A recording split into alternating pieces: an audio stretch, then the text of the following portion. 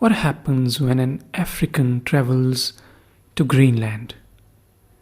We all know what happens when an American or a European travels to Africa. That part has filled the history books. But what happens when the roles are reversed? That is, when an African travels to Greenland, which is in North of America. Well, as it turns out, the entire episode is nothing less than a fairy tale. So let's start. How does it begin? A young lad living in an exotic land. He gets into trouble and eventually finds a way to grab hold of the adventure that awaits him. It sounds familiar, right? Something like Harry Potter or even Bilbo Baggins. Only that, it's a true story. We are talking about Michel Kpomassie and his memoir titled An African in Greenland. Kpomassie was born in Togo in the year 1941, and he lived there with his father, who had 8 wives and 26 children. That's right. But that's not where the problems really lied.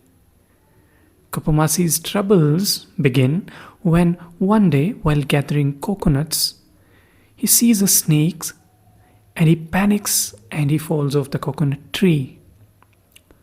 His father is a Bokonon, which means a priest who is in touch with divine powers.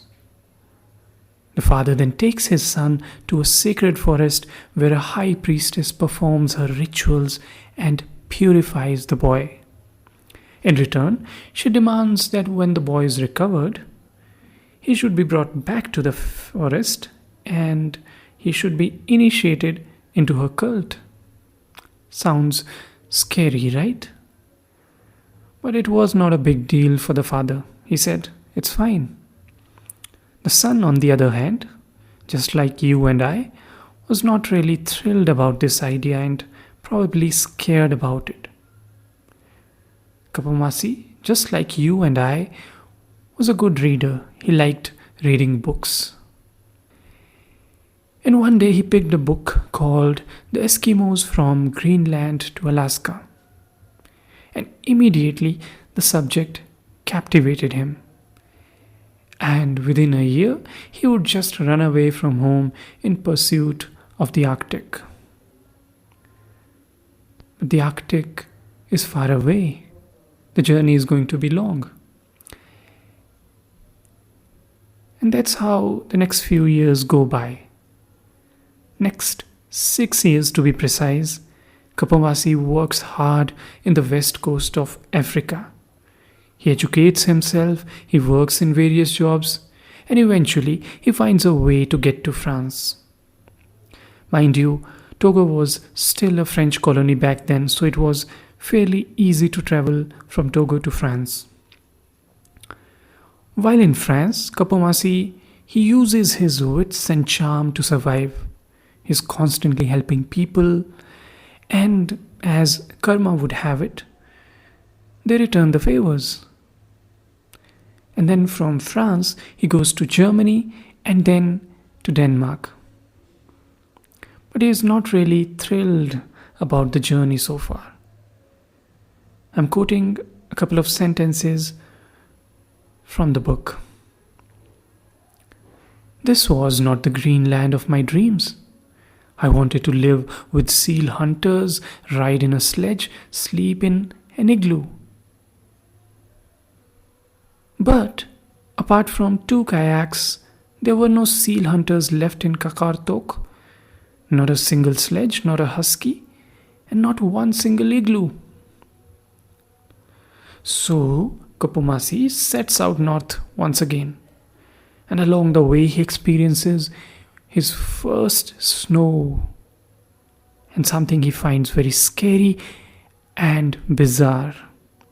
The description in this book of him experiencing the first snow is quite beautiful. But even more beautiful description and the sight that he witnesses is that of the night when he describes when he first sees the northern lights, and then he describes it beautifully.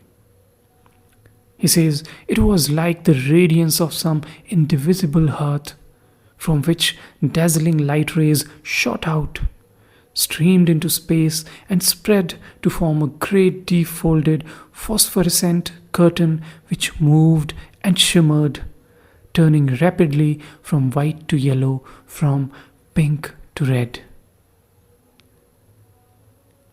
After some time, he reaches Greenland.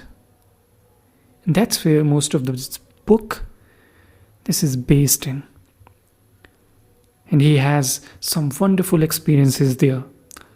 Although the moment he enters Greenland, the experience is not quite pleasant. It's not really bad, but the way people are shocked to see a black man there, it has been described wonderfully.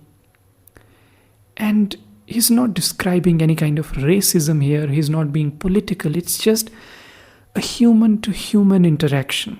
How people react when they see a different human being. So, this is how he describes it. "As soon as they saw me, all stopped talking. So intense was the silence, you could have heard a gnat in flight. Then they started to smile again, women with slightly lowered eyes. When I was standing before them in the wharf, they all raised their heads to look me full in the face. Some children clung to their mother's coats, and others began to scream with fright or to weep." As you see from these sentences, Kpomassie is a very keen observer. He observes the local customs wherever he goes. And he travels in Greenland, he talks to people, he listens to their stories, he understands them, just like a good traveler would do.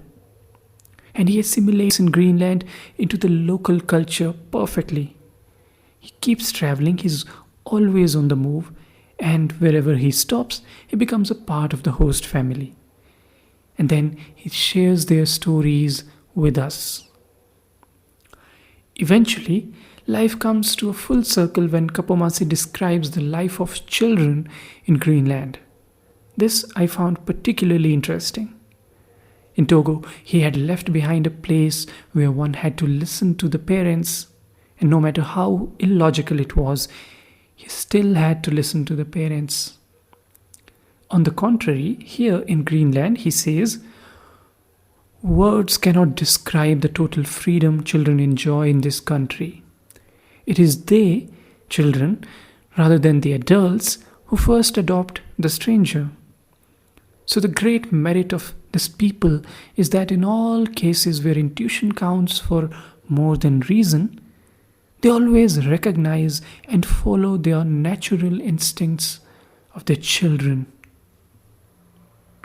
Isn't that wonderful? There is one irony though. If his father had thought like that and let him have his way, he might not have left Togo and experienced this incredible journey. And such is the irony of life. But what a wonderful book this is, An African in Greenland.